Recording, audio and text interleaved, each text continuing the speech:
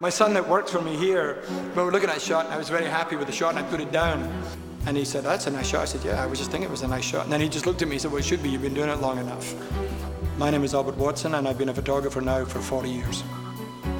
I never photographed anybody famous, and the first famous person I photographed actually was Alfred Hitchcock in 1973. I worked as a fashion photographer between 74 and about 92.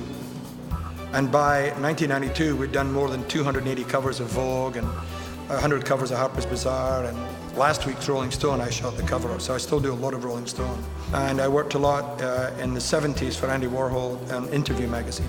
There's between 10.5 and 11 million pieces of film here. So I've actually hit that shutter pretty close to 11 million times. However, all of that changes when I take that film the day after and begin to scan it into the computers. If it wasn't for the storage facilities here, the immediate access to all of these images, I don't know what we would do if we didn't have this. I'm not making little 4x5 family snapshots here.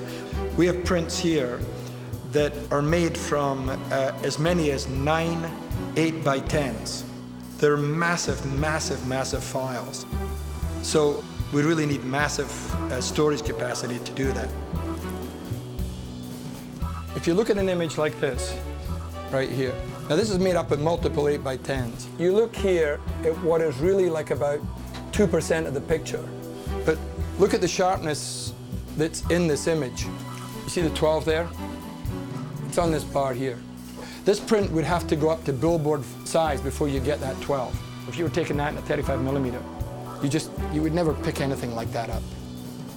I don't have the time to sit there and wait for these things to come up on the screen. If you go back 3 or 4 or 5 years, I was complaining if things took maybe 60 seconds to load in.